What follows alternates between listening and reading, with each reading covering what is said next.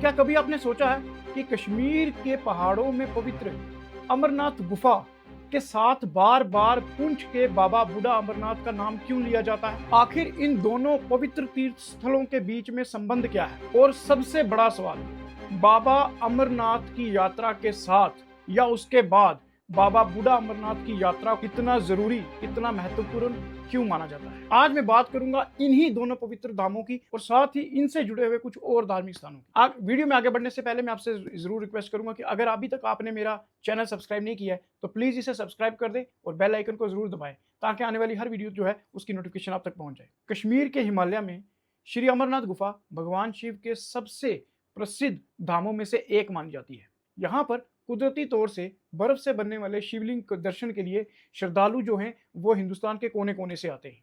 धार्मिक परंपराओं के अनुसार इसी गुफा में भगवान शिव ने माता पार्वती को जो है अमर कथा सुनाई थी। कहा जाता है कि माता पार्वती भगवान शिव से बार बार पूछती थी कि मृत्यु और जीवन का रहस्य क्या है और भगवान शिव अमर कैसे हैं। तब भगवान शिव ने उन्हें अमर होने का रहस्य बताने का निर्णय लिया, लेकिन यह रहस्य इतना गुप्त था कि भगवान शिव नहीं चाहते थे कि इसे कोई और जीव सुने।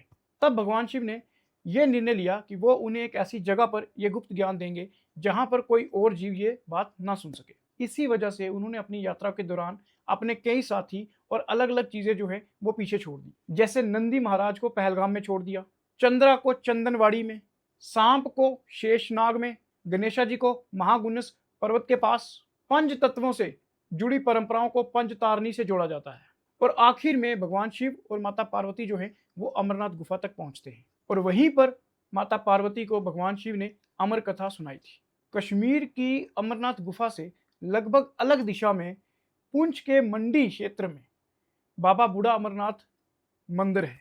ये मंदिर पीर पंजाल की पहाड़ियों में स्थित है और पुंछ शहर से तकरीबन 20 किलोमीटर दूर है। मंदिर के पास पुलस्त नदी है और यहाँ पर इस मंदिर में भगवान शिव का एक सफेद पत्थर का शिवलिंग विराजमान है। स्थानीय परंपराओं के अनुसार बाबा बूढ़ा अमरनाथ को अमर कथा से जुड़ी हुई एक महत्वपूर्ण प्रारंभिक पवित्र भूमि माना जाता है।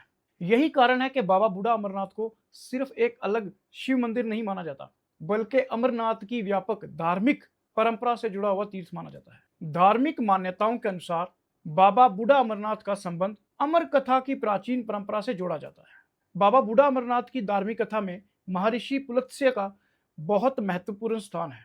धार्मिक परंपराओं के अनुसार महर्षि पुलत्स्य ने इसी क्षेत्र में भगवान शिव की घोर तपस्या की थी। कहा जाता है कि ऋषि पुलत्स्य की तपस्या से प्रसन्न होकर भगवान शिव ने उन्हें दर्शन दिए थे। ऋषि पुलत्स्य ने कोई भी सांसारिक वरदान उनसे नहीं मांगा। उन्होंने प्रार्थना की कि यह स्थान युगों युगों तक भगवान शिव के भक्तों के लिए पवित्र बना रहे। परंपरा के अनुसार भगवान शिव ने उन्हें तथास्तु कहा और इसी कथा से इस स्थान पर स्वयंभू शिवलिंग के प्रकट होने की मान्यता भी जुड़ी हुई है। इस शिवलिंग को कई श्रद्धालु बाबा चट्टानी भी कहते हैं। मंदिर के पास बहने वाली नदी को पुलत्स्य गंगा भी कहा जाता है। आज भी कई श्रद्धालु इस नदी में स्नान करने के बाद ही मंदिर के दर्शन करते हैं। बाबा बूढ़ा अमरनाथ के नाम से जुड़ी हुई एक और प्रसिद्ध धार्मिक कथा रानी चंद्रिका के नाम से है। परंपरा के अनुसार आज से तकरीबन 2000 वर्ष पहले पुंछ में रानी चंद्रिका का शासन हुआ करता था।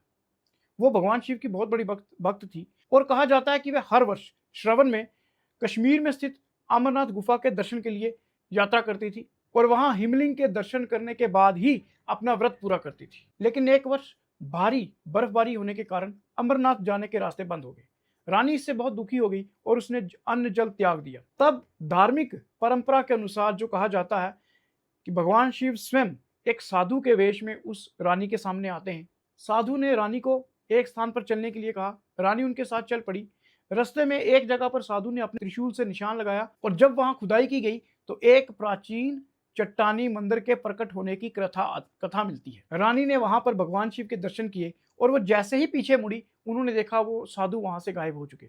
तब रानी को यह एहसास हुआ कि ये स्वयं भगवान शिव थे जिन्होंने उन्हें दर्शन दिए। इस धार्मिक कथा के अनुसार इस जगह का नाम पड़ा बाबा बूढ़ा अमरनाथ। एक तरफ है कश्मीर में श्री अमरनाथ गुफा, जहां मान्यता के अनुसार भगवान शिव ने माता पार्वती को अमर कथा सुनाई थी, और दूसरी तरफ पीर पंजाल के पहाड़ों में स्थित बाबा बूढ़ा अमरनाथ, जिसे धार्मिक परंपरा के अनुसार अमर कथा के साथ और भगवान शिव की महान परंपरा के साथ जोड़ा जाता है। इसी कारण कई श्रद्धालु मानते हैं कि बाबा बूढ़ा अमरनाथ के दर्शन किए बिना अमरनाथ तीर्थ यात्रा का धार्मिक महत्व अधूरा रह जाता है। अमरनाथ गुफा में श्रद्धालु प्राकृतिक हिमलिंग के दर्शन करते हैं, जबकि बाबा बूढ़ा अमरनाथ में सफेद पत्थर का प्राकृतिक शिवलिंग विराजमान है। एक तरफ बर्फ से बना शिवलिंग और दूसरी तरफ पत्थर से बना शिवलिंग, लेकिन दोनों के केंद्र में एक ही आस्था है, भगवान शिव। अगर इस पूरी कहानी को आध्यात्मिक यात्रा के रूप में देखें तो ये सिर्फ एक मंदिर से दूसरे मंदिर तक की कहानी नहीं है। ये कहानी है शिव की, अमर कथा की, महर्षि